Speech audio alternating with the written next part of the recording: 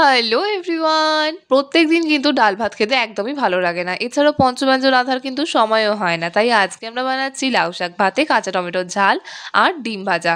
ডিম ভাজাটা কিন্তু দেখার আছে। এবার দেখো, সবার প্রথমে নিয়ে নিচ্ছি লাউ শাক। লাউ শাকটা কিন্তু একটু কচি দেখে নিও। আর সামনের দিকের পোর্শনটা যেটা একদম কচি হয় সেই পোর্শনটাই কিন্তু আমরা ভাতের জন্য ইউজ করব। বাকিটা তুমি অন্য সময় যেকোনো রান্নার জন্য কিন্তু ইউজ করতে পারো। সবার প্রথমে দেখো, লাউ শাকটাকে কিন্তু আমরা কেটে নেব। তো এই যে একদম কচি পোর্শনটাতে যে সুরগুলো থাকে সেগুলোকে কিন্তু আমরা ফেলে দেব। আর একদম যে মানে নরম ডাঁটাটা আছে সেটাকে কিন্তু আমরা ভাতের জন্য ইউজ করছি। আঁশগুলোকে ছাড়িয়ে কিন্তু আমরা এখানে দিয়ে দেব। আর কিন্তু আমরা ডাঁটাটাকে ইউজ করব না। মানে শক্ত যে পোর্শনের ডাঁটাগুলো হয় সেগুলো কীরকম ছিবড়ে ছিবড়ে হয়, ওটা খেতে ভালো লাগবে না সেই কারণে। এবার দেখো, লাউ পাতা নিয়ে নিচ্ছি। পাতাগুলোকে কিন্তু আমরা এখানে দেব। প্রথমে পাতা দেখো উপরে যে আঁশটা আছে সেটাকে কিন্তু ছাড়িয়ে নিতে হবে এইরকমভাবে। এবার পাতাটাকে কুচো কুচো করে কিন্তু কাটতে হবে। এই দেখো, এইরকমভাবে একদম ছোট ছোট করে কেটে নেবো। এটা খেতে কিন্তু ভালো লাগবে। যতটা ভাতে খাবে ততটাই কিন্তু কেটে নিও শাক। এবার দেখো, শাকগুলো খুব সুন্দর কাটা হয়ে গেছে। তার মধ্যে দেখো, এই দুজন এত কিউরিয়াস কি হচ্ছে সব জানতে হবে। দেখো কীরকমভাবে উঠে পড়েছে একদম দেখার জন্য। তো শাকটাকে কিন্তু ভালো করে ধুয়ে নিও, কারণ শাকের মধ্যে অনেক সময় নোংরা থাকে। এবার দেখো, আমরা এখানে ডাল নিয়ে নিয়েছি। এখানে আমরা মুসুর ডাল নিয়ে নিয়েছি। তো ডালটাকে আমরা একটু ভিজিয়ে নেব। তার জন্য দেখো জল দিয়ে দিচ্ছি। জল দিয়ে কিন্তু ডালটাকে ভালো করে ভিজিয়ে নিচ্ছি। ডালটা একটুখানি ফুলে গেলে তখন ডালটাকে দেখো এর মধ্যে কিন্তু দিয়ে দিচ্ছি। প্রেসার কুকারে দিয়ে ভালো করে কিন্তু সিদ্ধ করে নেবো। এই দেখো, আমি কিন্তু ১ বাটি জল দিয়েছিলাম, তারপরে কিন্তু হাফ বাটি জল দিচ্ছি এখানে। বেশি কিন্তু জল দেবে না। আর আগেকার দিনে কি হতো, ধুতি কাপড়ে বেঁধে তখন কিন্তু সিদ্ধ করা হতো। তো এখন প্রেসার কুকারে হচ্ছে, তাই জলটাকে একটু মেজার করেই দেওয়া উচিত। নয়তো বেশি জল হয়ে গেলে টেস্টটা আর আসবে না।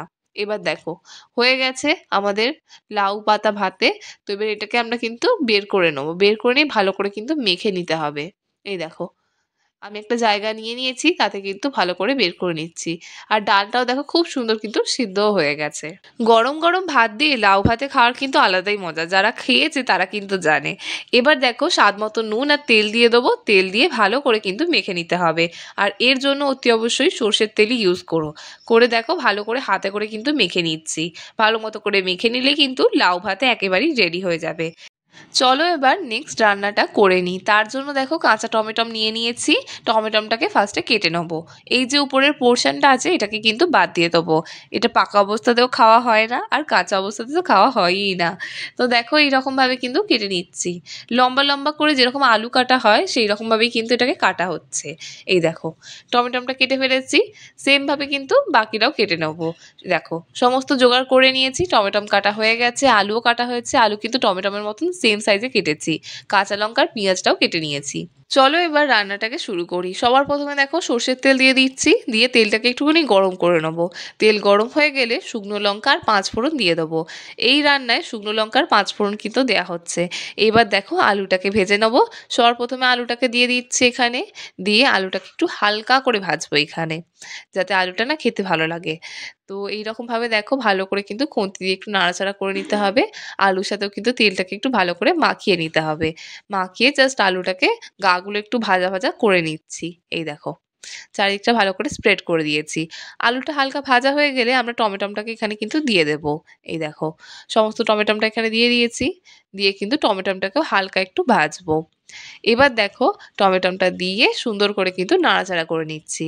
জানো তো, আমার টমেটোম ভাতে খেতেও কিন্তু খুবই ভালো লাগে। সেই রেসিপিটাও পারলে তোমাদের সাথে শেয়ার করব। এবার দিয়ে দিচ্ছি ১ চামচ হলুদ গুঁড়ো, স্বাদ মতো নুন। দিয়ে কিন্তু সমস্তটাকে ভালো করে একদম মিক্স করে নিতে হবে। যখন আলুটা ভেজেছিলাম তখন কিন্তু আমি নুন দিইনি। এবার দেখো, ঢাকা বন্ধ করে একটু ভাজবো। তারপর দিয়ে দিচ্ছি পেঁয়াজটা। পেঁয়াজটা দিয়ে পেঁয়াজটাকেও কিন্তু ভালো করে একদম ভেজে নিতে হবে। এই সবের সাথে কিন্তু মিক্স করে নিচ্ছি। এই দেখো, এইরকমভাবে।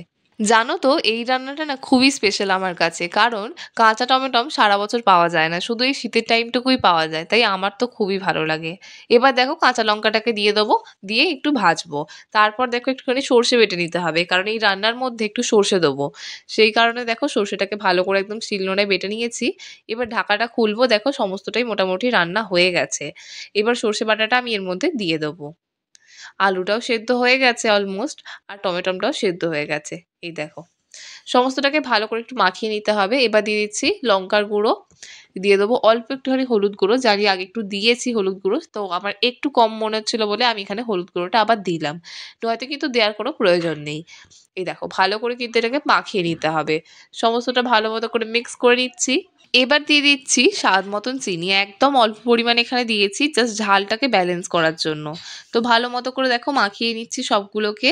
আর জিনিসটা দেখো প্রচণ্ড ড্রাই হয়ে গেছে, সেই কারণে অল্প পরিমাণে একটু জল দিলাম। দিয়ে সমস্তটাকে দেখো ভালোভাবে কিন্তু মিক্স করে নেবো, কারণ সর্ষে বাটাটা ভালো মতো কিন্তু মিক্স হতে পারেনি, সেই কারণে ভালো মতো করে দেখো একটুখানি ফ্লেম বাড়িয়ে নিচ্ছি। তারপর উপর থেকে একটুখানি সর্ষের তেল দিয়ে দেবো, তাহলেই কিন্তু রান্না একেবারেই রেডি হয়ে গেছে। এবার ডিমটা ভাজবো, তার জন্য টমেটো, ধনেপাতা, ক্যাপসিকাম, পেঁয়াজ সব কিন্তু এখানে দিয়ে দিয়েছি, আর কাঁচা লঙ্কাও কিন্তু দিয়েছি। নুন দিয়ে সব সবজিগুলোকে একটু মাখিয়ে নিচ্ছি ভালো মতো করে। এবার ডিমটা ফাটিয়ে এর মধ্যে কিন্তু দিয়ে দেবো। আর এই অবস্থায় তুমি একটুখানি গোলমরিচও দিতে পারো, আমি পরে দেবো গোলমরিচ, এখন দেবো না। তো ভালো করে দেখো মাখিয়ে নিচ্ছি। এবার একটুখানি তেল দিয়ে দেবো, তেলটা ভালো মতো করে দেখো স্প্রেড করে দিয়েছি। ব্যাস গরম হলেই ডিমটা দিয়ে দিচ্ছি, ভালো মতো করে ছড়িয়ে দিচ্ছি এইরকমভাবে। আর ঢাকা দিয়ে কিন্তু ডিম ভাজাটা করবে। এবার দেখো কিছুক্ষণ পর একটুখানি গোলমরিচ ক্রাশ করে আমি এর উপরে দিয়ে দিচ্ছি। এতে কি হবে, খুব সুন্দর ফ্লেভারটা আসবে, গোলমরিচের যে গন্ধটা খুব ভালো লাগে। তাহলে কিন্তু আমাদের দেখো লাঞ্চ একেবারেই রেডি। শুধু এই কয়েকটা রান্না করলেই তোমার লাঞ্চ কিন্তু একেবারেই জমজমাট হয়ে যাবে।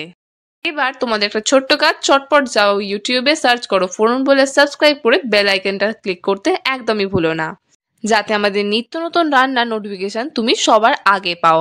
আর তুমি যদি আমাদের ভিডিও ফেসবুকে দেখে থাকো তাহলে আমাদেরকে ফলো করে দিও। And don't forget to like, comment and share. ইতি তোমার ফোরন। বাই।